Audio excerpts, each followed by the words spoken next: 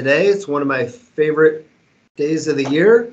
We get to look through the list of new features that are going to be coming out in April as part of the 2022 Wave 1 release, version 20.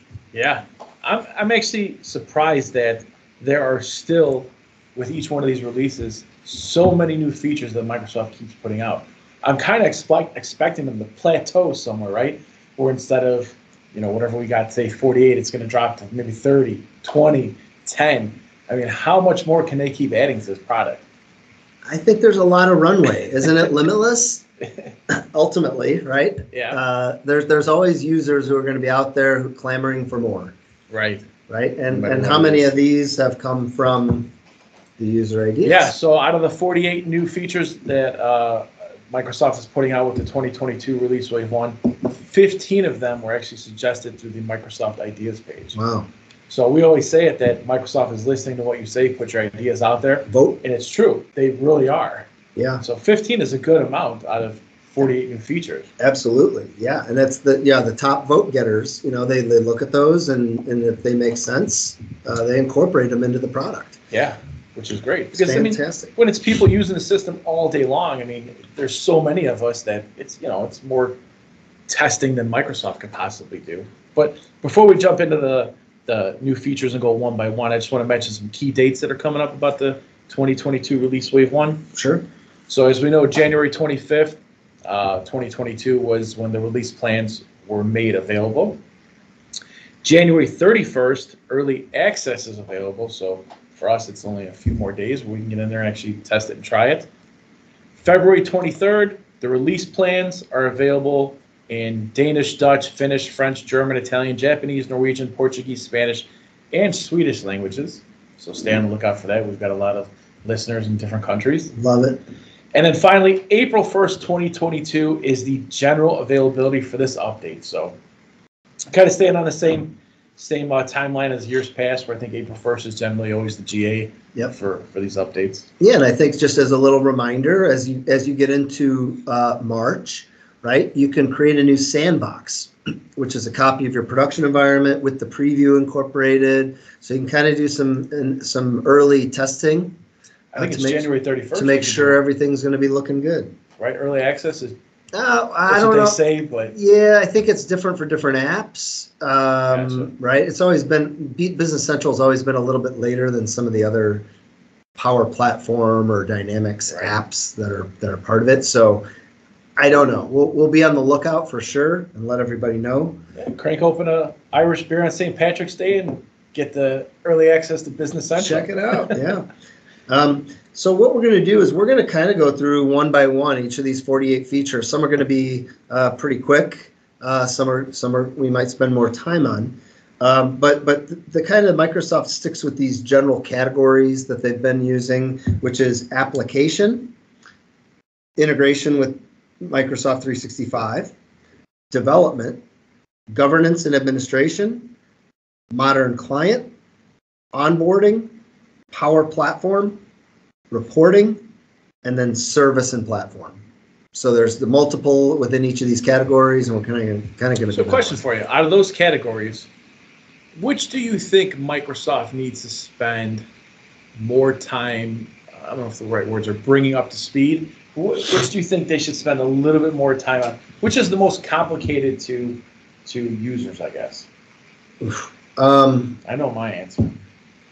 To a user, yeah, that's easy. For me, it's application. Application. People want more features, more bells and whistles. Yeah. Yeah. So mine's a little bit different. I think they need to spend a little bit more time on the Power Platform. To me, I find it a little bit confusing, a little bit harder to use. I know they claim that it's easy code and everything works and whatever, but still, it's just a little bit. You're talking about confusing. Like the Power Automate? Power Automate, yeah. It's a little bit Power confusing. Apps integration. Yeah, Power Apps. Yeah, yeah. But from a typical Business Central user's perspective, right? They're sitting in Business Central all day. They want features, functionality. You might say from an IT director standpoint, they're interested in the governance and administration and service and platform. how stable is this? What is the performance like? What is my backup and my restore capabilities and some of the administrative tools? I just think there's so much more there that could be done with the Power Automate and whatnot, that if they just clean it up just a little bit, I think they can get more end users to actually use it and make life a little bit more fun. I think they're marching in that direction. I think so. It's maybe just taking a little bit more time than people would like. Well, they're focusing on the things that are a little bit more important, probably. But yeah, what I do like is that within each major release that comes out, there are multiple new features within each of these buckets. You know that you cannot just focus on one area and disregard other areas. So they are doing a good job about making sure that all these different areas are they're doing getting some attention. Yeah, right. It's an absolute great job. I mean, twice a year. I mean, who would have thought when that was around, you'd get major updates like this twice a year with all these features? Yeah. So let's get started here. I'm going to kick us off here, so that we're going to start with the application area and kind of march down the list here. So the first one is a blocking deletion of GL accounts. There was already some functionality in the system regarding when you could block or not block a GL account. This is some new additional functionality that determines if and when a user is allowed to delete a GL account. So my question is, and maybe is there any reason why the new block deletion of GL accounts field would ever be set to no in a new implementation? Because I know it's one of the options, right, with in the description where you can choose to set it to yes or no from the get-go. But why would you ever set it to where you can delete a GL account? Yeah, I don't know. Best practices, I would say, is if you have a GL account with no entries against it, sure, go ahead and delete it at any time.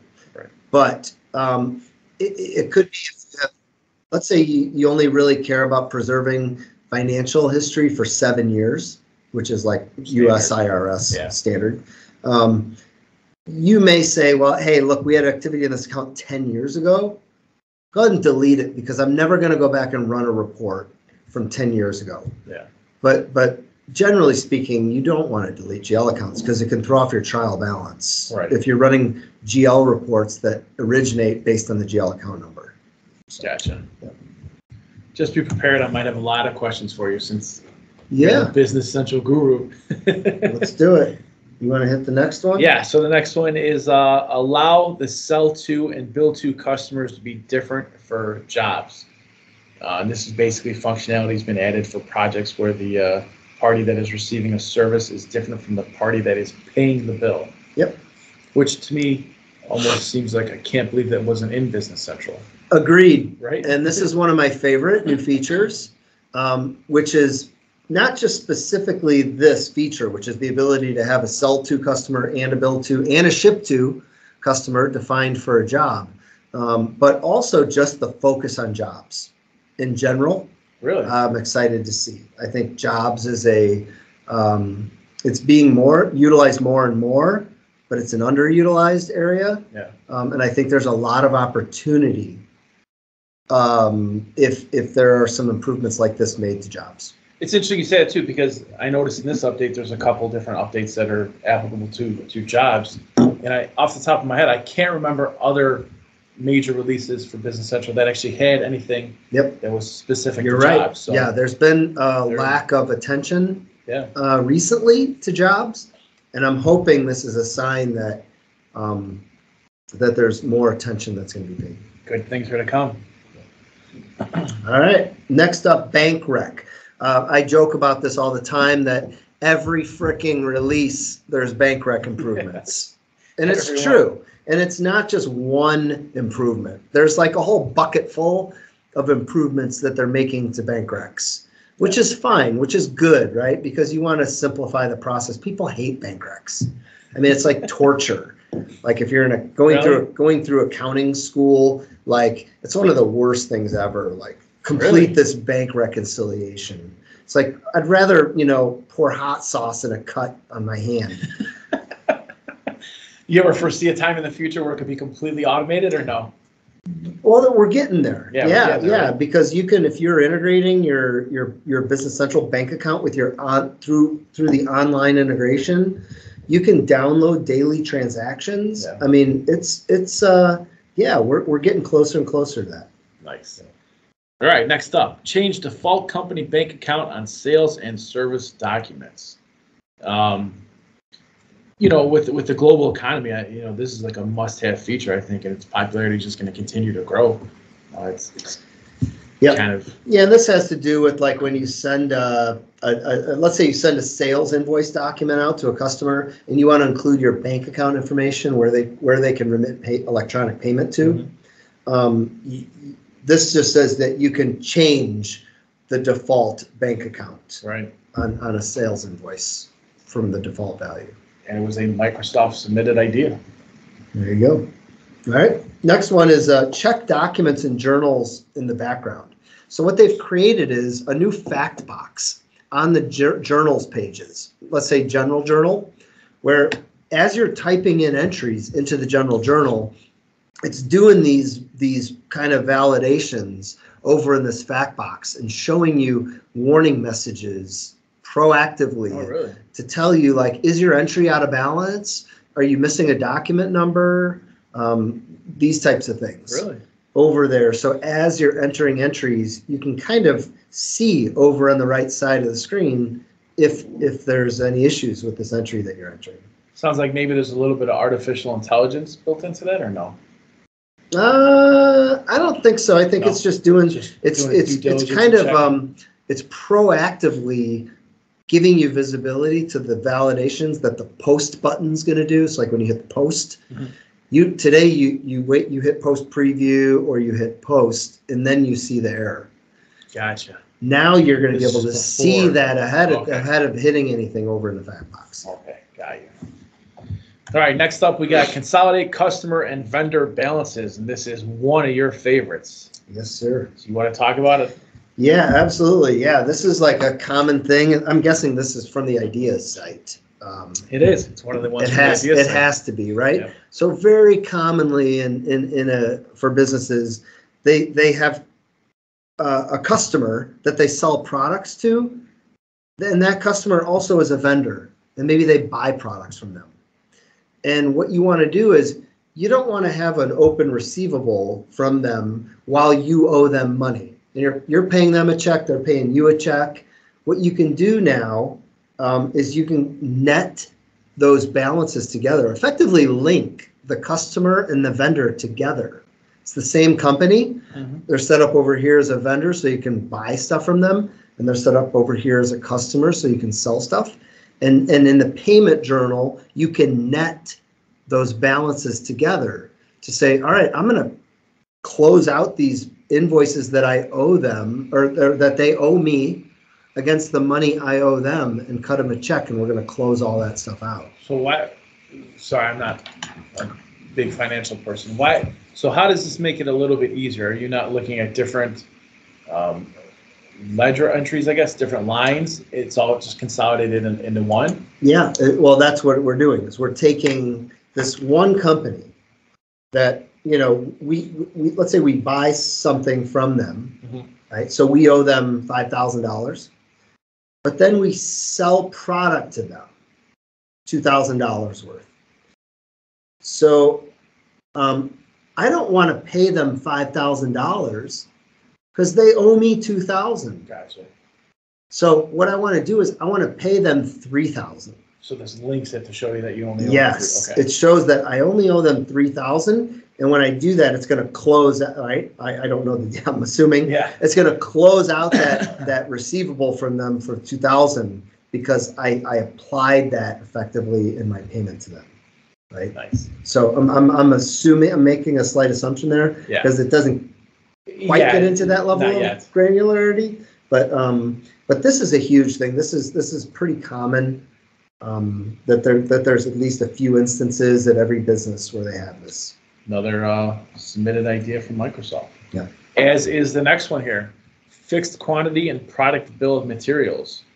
I know nothing about this, so Yeah, so this is an interesting one. This is like, you know, you have a bill of materials. So, right, if you're take the typical demo scenario. You're making a bicycle, and I'm going to create a production order to make 20 bicycles. Well, I'm then going to need 20 seats, and I'm going to need 40 pedals, right? What this says is, regardless of, I'm going to create a production order, and regardless of how many pieces I'm going to make, I'm going to need a fixed amount of one of these components. Okay. I'm going to create a production order for 20 bicycles, but I'm only going to need one, whatever, sheet of labels or something, right? Okay. And so it says this is a fixed quantity. It's kind of like setup time on a routing where you're saying, I need to set up the machine, and it's going to take me 30 minutes to set up the machine, regardless of if I make one piece or 1,000 pieces. Right? So how is it, do you know how it's done now, since this isn't in? There is no fixed quantity option. Nothing. It assumes that every component on your bill of materials is a function of a quantity per of how many pieces you're going to make. Really? Like in my example with the seats, I'm going to make 20 bicycles, so I'm going to need 20 seats. I'm going to need 40 pedals. So it sounds like it would be a pretty significant update for manufacturers then, no? I think there's probably certain industries where this is going to be really critical. Others, it's just maybe not relevant. Like it's always a function of the quantity that they're making. Bicycles, good example, right? I'm not sure of an example in where I'm making a bicycle where I would want the fixed quantity. Because if I make 1,000 bicycles, I'm going to need more components than if I make 2 bicycles. Yeah. Right. In what instance in that scenario do I need just a fixed quantity of some component? Maybe it's 1 jar of grease because I'm gonna open that jar of grease and it's enough to make 1,000 bicycles, but it's gonna spoil after a week. Right. So I'm gonna have to pitch it anyway. So I'm gonna use 1 jar of grease no matter how many bicycles I make. It makes sense. that would be an example, I guess. That's all I got for today. I'm on my 2nd beer. Yeah, usually you do motorcycles, not bicycles, so. Right. Let's see, what do we got up next? Let's do improved and extensible adjust exchange rates batch job. I think with this one, the same people who like this are mostly the same people who like that change default company bank account feature that we talked about earlier. So, yeah, this is really just if you're doing multi-currency. There are some improvements in the exchange rate adjustment batch job. Yeah. I'll let you handle the next one. Oh, getting into some interesting stuff. Map to Dataverse option sets such as payment terms, freight terms, and shipping agents without code. So this is, you can manually map payment terms, freight terms, shipping methods, shipping agents between Business Central and Microsoft Dataverse. I think a lot of the people who use Business Central aren't really up to date on the Microsoft Dataverse. I think it's one of those terms that they've heard of, but they don't really know too much about. Yeah. Same with probably us as partners. We might know a little bit more than a user or whatnot, but it's still kind of new to us. I mean, it used to be called the Common Data Model. Was it just Common Data Model? Common Data Service model, or Common Data Model. Yeah. But, yeah, it's an evolving thing. And I think the reality is that if you're a Business Central customer, right, Business Central has CRM built in. It has service management built in. Mm-hmm. It has manufacturing, inventory, financials. It's all built in. So what am I integrating with? What other Microsoft products am I integrating with? Maybe D365 Sales. Yeah. The manufacturing cloud. I don't. Right. So I think there's not a ton of adoption at this point, because Business Central is so great. Right. Or maybe they're setting it up for something in the future. Who knows? Okay. Next, number 10 on the application list: more control over deferral posting. So one of the things, deferral posting is the ability to you post an entry it's like a normally an expense, let's say for $1,200, but you want to defer that over the next 12 months. What it will do is it'll actually at the point of posting, it will create 12 entries for future months to recognize that expense over the next 12 months. And this you had to open up posting access to the next 12 months for users to post this. Yeah. They've added some new fields: allow deferral posting from, allow deferral posting to, so that you can still keep a user's general posting dates limited, but set this deferral date posting range bigger. Nice. So they can still post these deferrals into future months, but you're not necessarily having to grant them wide open access. Gotcha. To every date in the future. It also says that for deferral templates, you now have an option to specify beginning of next calendar year as the starting date. Yep. Could you not now? Nope. It was only during the current year? Next calendar month, but not next calendar year. Gotcha. All right. What do we got next here? We got new user interface for entering demand forecast to add support for variant code and other improvements. So you can now define the right level of details in the forecast by location and forecast by variant fields in demand forecast overview page. Let's see what else. Existing customers must activate the new experience and feature management page, which is kind of common. I don't know, it doesn't seem too much of a huge deal. It's just a new way of looking at stuff, right? Yeah, if you're doing demand forecasts, there's not many people use variants, I don't think. It's a level of granularity on your inventory tracking. I'm not sure, maybe, certain industries certainly use variants. If you're in like clothing, for example, small, medium, large, instead of creating separate item numbers for those, you can use variants. Or colors, right, is another example of the use of a variant. But yeah, if you're not using variants, maybe there's not so much there. Crazy. All right, what do we got next here? Payment reconciliation journal. There's actually 1, 2, 3, 4, 5, 6 new features that they've added to the payment reconciliation journal. So if you're using that, look forward to some new changes there. Not too much. Next. All right, next up we got report selection for projects. Microsoft says use the in-product search to open the new report selection job page. The default configuration will use report 1016 job quote, but you can change this default behavior. You can also add reports to the report section and job page if you want to print more than one report per document type, for example. So another jobs feature, and nothing too crazy. Yep. People might have multiple job quote document formats that they want to use, and this gives you some additional flexibility. Set default dimensions on locations. So now on the location code, you can set up default dimension values, so that if you change the location on a document line, that will also potentially change a related dimension value. This is important. I think it's one of my favorites, only because I've always thought that there should be default dimensions per location, because a lot of times people will, their locations kind of represent territories.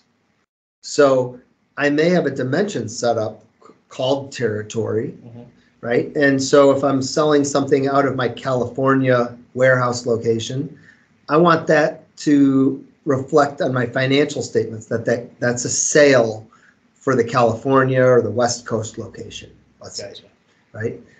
So it's not a huge thing, but it's an improvement to the use of dimensions. So was this submitted in the Microsoft Ideas? Yes. Yeah, it was. All right. I can tell which ones are user things you want, probably user features, right? I said I've always thought that you should be able to do that. All right. Next up, we got one that is kind of interesting. It is the Shopify connector. So Microsoft and Business Central is teaming up with Shopify to improve e-commerce and all that stuff. So I think this is interesting, and I think it shows where Microsoft believes e-commerce is going to go in the future. And it kind of goes back to what we talked about earlier with who was the company that they had a connector with? I can't remember what we talked about earlier. All right, well, it defeats me anyway. I said I'm on my second beer. It's on your second beer. So, but it's interesting because Microsoft is taking the leap to partner with Shopify as opposed to letting third-party vendors deal with the e-commerce. I mean, they're still going to be around, but Yep. it's interesting. Yeah, to me, I looked at I put a double favorite on this one only because this could be huge, right? I'm holding my breath. I'm going to wait and see what this looks like, what's available, Right, and how it everything. works, But the idea that there's just a standard out of the box, native e-commerce. full native integration with Shopify websites could be huge. Yeah. So. You got to scare some of the other third-party e-commerce people too. Yeah. So, yeah, I mean, obviously e-commerce is, and I think this is actually kind of one of the questions that when we talked about, some of the standard integrations and Microsoft strategies, like, what are your thoughts on some of these things, right? It's like, why do you leave certain things to third party? When we were talking with Mike Morton? Yes. Yeah. It's like, why does Microsoft leave certain things to third parties, but other things they take on directly? Yeah. This is an example where it's like, look, everyone wants an e-commerce shop. They want to sell their products on the web.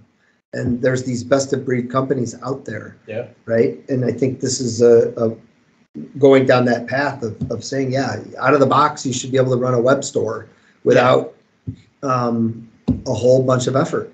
Right. No, I just wonder, I mean, I think that the pandemic that hit in 2020 had a lot to do with this. Everybody staying home, remote work, and buying everything offline. Yep. So this was probably always in the back of the minds of the people at Microsoft, but that might have accelerated it to where we need to get it out pretty fast. Absolutely. Yeah. All right. Another application one, standardizing the bank reconciliation process in North American versions. More bank rec improvements. Yep. Next. Here's one for you. Support inventory pick and warehouse pick operations for jobs. You're allowed to enable internal warehouse activities for jobs to ensure an effective flow through the warehouse and to organize and maintain company inventories. Another jobs one. So I can create I can create a job task and list a bunch of components that I need to complete that job, and I can create a warehouse pick for those. Previously, there was no function to do so. Wow. So, how did people survive? Grit. Just pure grit. Just pure grit. Excel. I think you're up next. You want me to take it? Oh, I'll do this one. So the next one, we're still on the application features.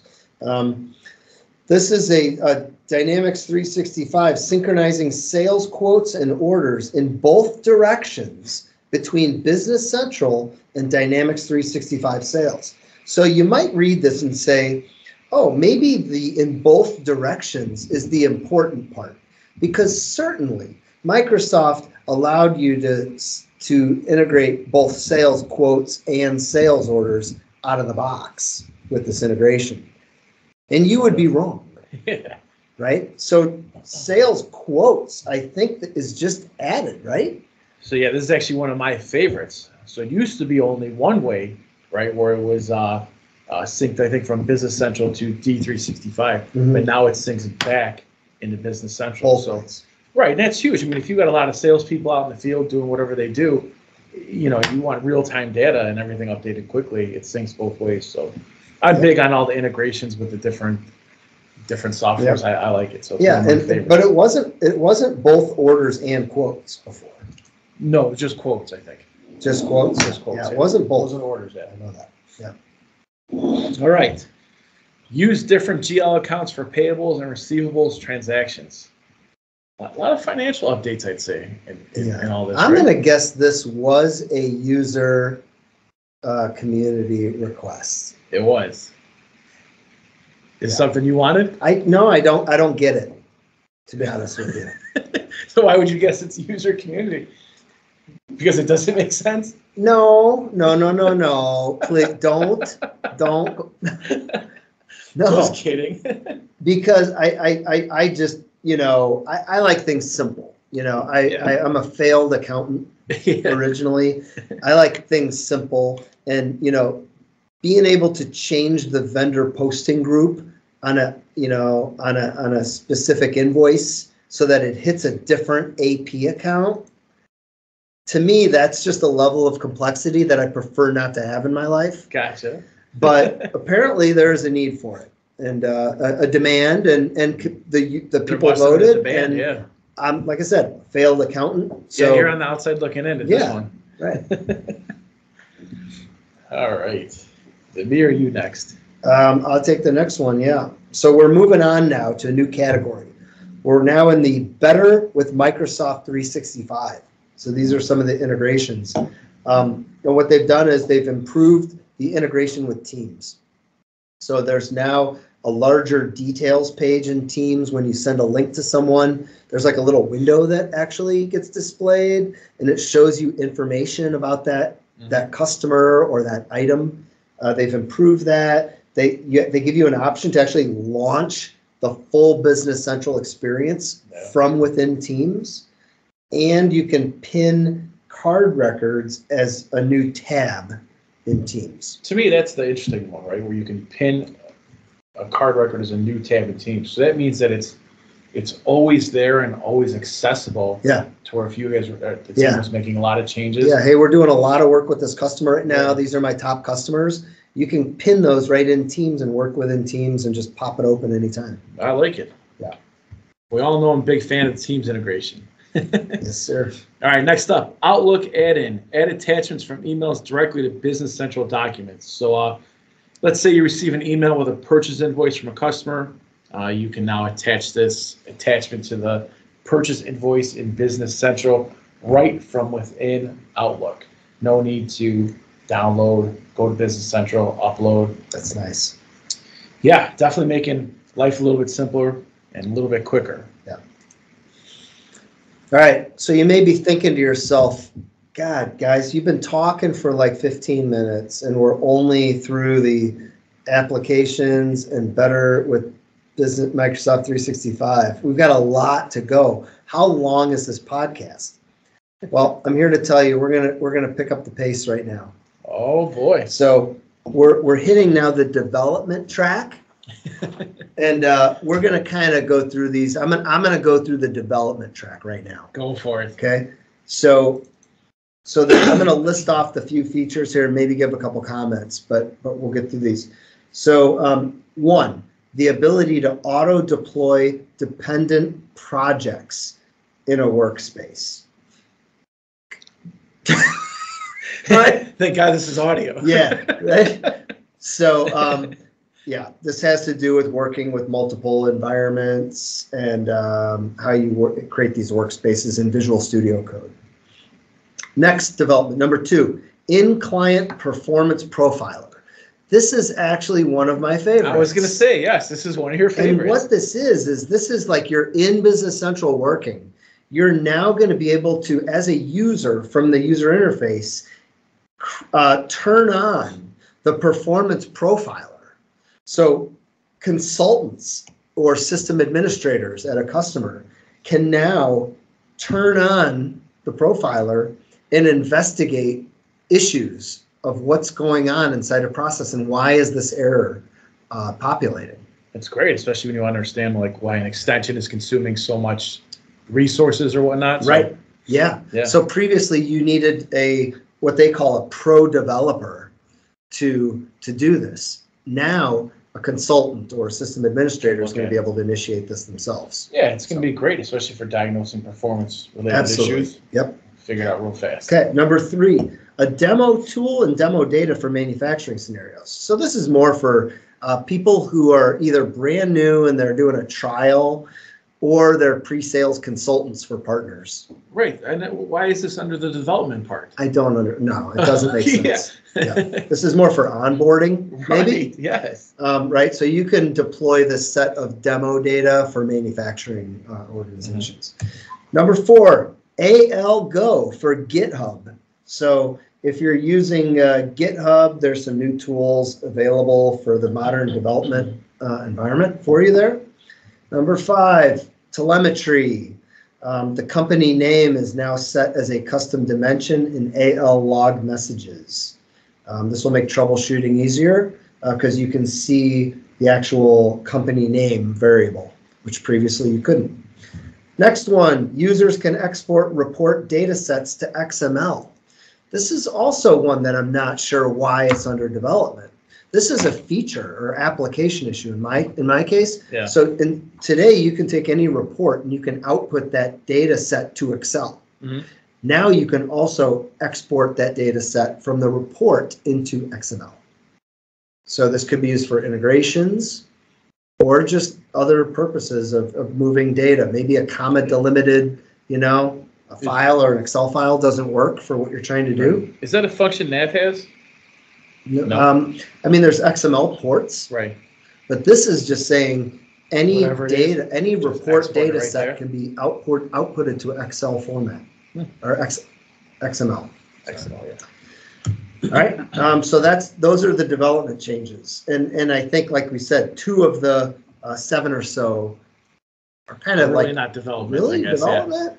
Yeah, not sure why they put it in there. So I'll let you go ahead and take on the. We have a few governance and administration topics. Always a good topic. Next up, customer managed encryption key for encrypting customer data at rest. So Microsoft says that customers can use their own encryption key from their own Azure Key Vault to encrypt their Business Central environment database at rest. I do not know why they'd want to use their own encryption key unless it's just they're really afraid of somebody else having access to an encryption key. Could be. I don't know, Yep. All right, next up. Customers can consent to Microsoft support accessing their data through a lockbox consent flow. According to Microsoft, they can fulfill their data privacy requirements and get Microsoft support in a way that ensures their explicit consent. So to me, this is just securing how Microsoft can access your information while they're supporting whatever it is you need support with. All right, next up is one of Ken's favorites and one of my favorites as well. Allow security administrators to define default permission set assignments when user is signing up. So basically, this is going to remove the hassle of having to customize permissions for each new user in Business Central by allowing them to have default setups. So if you're adding a lot of users, this is great, and also for security, you're not going to forget or whatnot, right? Yeah, and you don't want to have each user be set up with like super user rights. Right. Every time they sign up and make sure someone has to go in there. So this is a nice feature. Next up, updating only licensed users for Microsoft 365 runs faster and more efficiently. This is one of my favorites because I've noticed over the past couple updates, they've changed some things when you're trying to update the users from Office 365 in Business Central. And it's actually taking a lot longer. And then you have the option to see what the changes were, and it goes through user by user. So hopefully they can speed that up a little bit, especially for larger I organizations. recently did this for a company that had several hundred overall users, but only 5. It goes through all of them, though. Yeah, it took a while. We're like, it's 5 users. What's going on here? In the past, I don't know which update changed it, but in the past, it would recognize those 5 users pretty quickly and then pull them in and go through whatever changes were.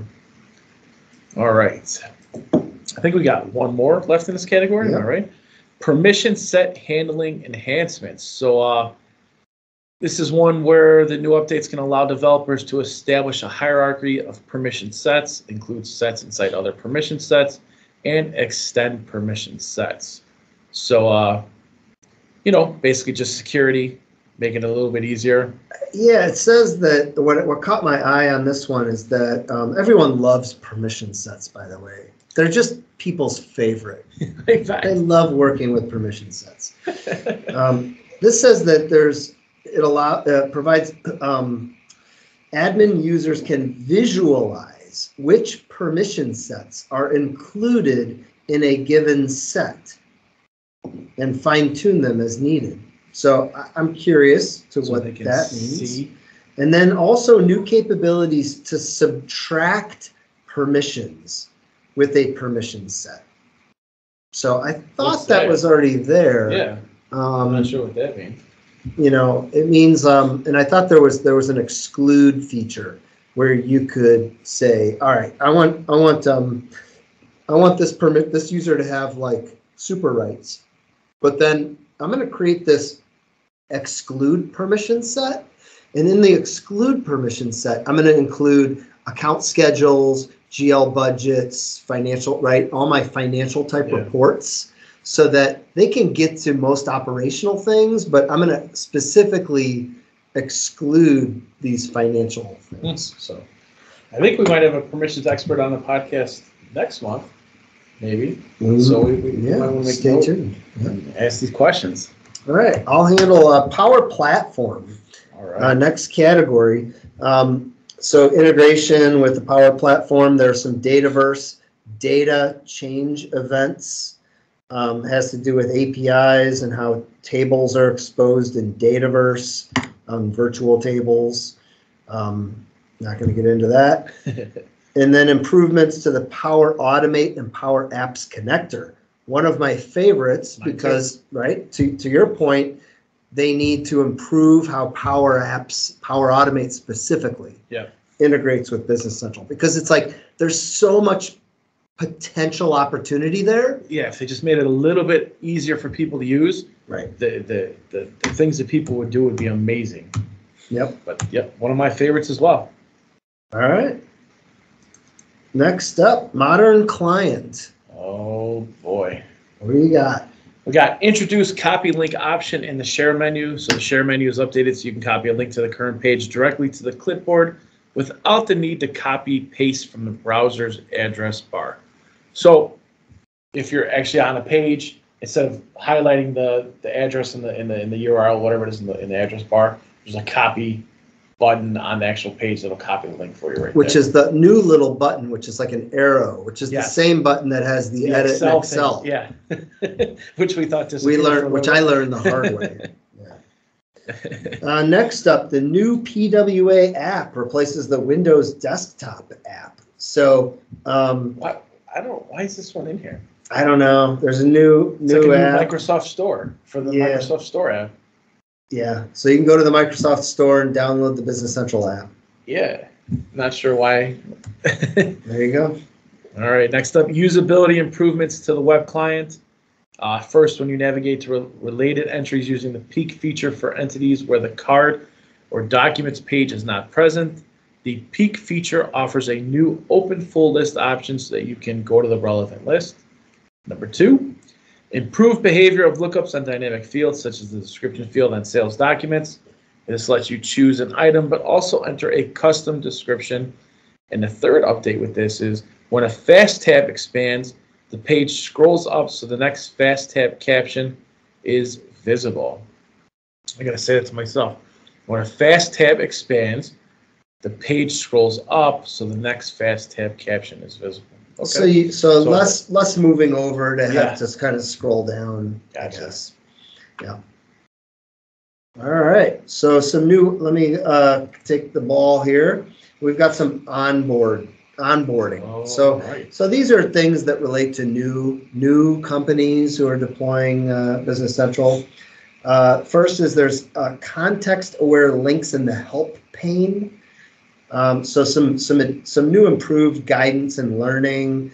What they're trying to do here, if I can kind of summarize these, right? They want to flatten the learning curve, right? They want to make it easier for users to get started and give them better teaching tips and ways to unblock errors that they might encounter. So this is actually one of my favorites. Right? Of course it is. Because you get a lot of errors. Right, yeah. You need a lot of help. Well, no, I like that with this option now, partners can add their own help content to the help pane, which I think is really good. Yeah. The help pane is also going to open whenever someone selects learn more, hits Control F1, clicks the little question mark icon.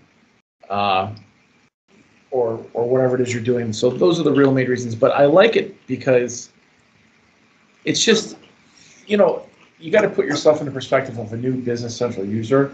And even me, when I go on there and I do things and I search for things for help, if we actually had our documents uploaded into Business Central, it would save a lot of time being able to see it right from the help pane instead of having going into where we keep our stuff and going through one by Right. one. So Yep. I like that. I think it's what I really like is that the partner can add stuff to the help pane. I think that's very useful. Yep, absolutely. Yep. Next thing is they have new improved guided tours to help you get started. Also support for rich text and teaching tips. So to your point, if you're creating new teaching tips, Yeah. you actually can, it sounds like bold and italicize Right, the right. font Yeah. within the teaching tips, which you couldn't do before. There's also a new tour of the Role Explorer and ways that you can filter it. So the What- Role Explorer. Sorry. Yeah. Let's say I just want to jump back to the one before. Oh, yeah. Sorry. What's your idea? What's your take on these teaching tips? I think you think they're really, I guess for a new user they're useful, but if you don't turn them off, they Pain in the ass? yes, Yeah. 100%. Yeah, right. Of course. But Yeah, and where I think they're most useful for is for app developers, right? If you're creating an app, you want to direct the user. Hey, you just installed our app. yeah, Oh, by the way, we added this new field here to the customer record, and give that teaching tip. And all this is it says that you can enhance the font types or whatever inside Yeah, the for teaching. that It's, one, yeah. it's not like you can now add teaching tips. It's saying that you can make the yeah. So rich text though, maybe you can add a link. You can add a link, which would be pretty good, I guess. yeah. So that's not bad. Okay. Yep. Sorry about Okay. that. Sorry to interrupt. No Back to problem. the tour of the Role Explorer. Yeah, the Role Explorer. It's just all this is it's like when a new user logs in, there's this new tour that they can take that shows them the Role Explorer, which is like the traditional type menu that Yeah. exists where they can find stuff if they want to look for it. All right, next up, new capabilities for financial reporting with account schedules. This also happens to be one of Ken's favorite, which seems to be a common thing. You tend to like the financials things. Well, I've always pretty much been an advocate that account schedules is a very powerful and useful tool for analyzing financial data, Yeah. and it's underutilized. And I love seeing Microsoft adding features and functionality to account schedules to get a greater user adoption of them. So, Do you think it was submitted in the Microsoft idea, or yes or no? well, there's 6 different things. Actually, there's 6 different improvements in here. There it is. Wow. I'm gonna say no. Nice. You got it. Whoa, yeah. I thought for sure you were going to say yes. No, the only reason I said no is because there's There's too so many many things. different things that couldn't have came through one idea. So how about that? All right, yeah, but I love account schedules. They're great. If you're not using account schedules to look at your financial statements, you should be doing it tomorrow. Yeah. All right, next up, use Excel to design layouts for reports. All right, so when we had Mike Morton, who is the general manager of Business Central at Microsoft, on the podcast, I believe that when we asked him what some of his favorite features that are going to be coming up are, he couldn't really answer, but he said, one of them, I think he said one of them has to do with reporting, and that when we see it, we're going to ask ourselves, how is this not already in there? And I kind of think maybe this is what he was alluding to. Maybe I'm wrong. But I thought the same exact thing. did you? I did. So there, yeah, it's one of your favorites too. Oh, you got a double star next. Double. So it's yeah. one of your real favorites. Yes. Yeah. This is potential game changer. Yeah. Right. Right. I'm again holding my breath. I'm gonna want to see this. And this, I think it said it's coming out in April is the preview of it. So there's not. It looks like there's not going to be really an early preview of this available. But if this is what I think it could be, this could be game changer right here. So kind of the people fall over like holy. Yeah. Right. So Yeah, that's clear. That's one of my top favorites in this whole thing. Yeah, it's funny. Like, once I read it, I was like, oh, that's got to be what he was talking about. Yeah. All right, what do we got up next? Next up, I'm going to wrap it up here. Go for it. Service and platform. So the first thing I'm going to talk about is that there's some performance counters, and Microsoft is making some virtual tables available through SQL queries that, because we're running on SQL Azure, you couldn't previously get. So they've created some virtual tables so that partners and end users can see some of this virtual table data that's looking at data inside the database. So that's kind of cool. The rest of it, and there's 1, 2, 3, 4, they're all telemetry related. So the telemetry data, system data that the system's capturing, they've done some improvements to it so that people can do better troubleshooting and an analysis of each environment. So. Well, all right. We made it through, right? We made it through, and you know what? We saved that Excel reporting thing for almost last. Yeah, it's great how it worked out. And I think if I can go back and recap through everything right there, I would say I still think that. Which number one? That the Excel layouts for reports and the Shopify integration. Are the two kind of game changer things that I saw that have a huge potential impact on Business Central. If they work how everybody's imagining them to work it. Right. Yeah. We shall see, right? We shall see.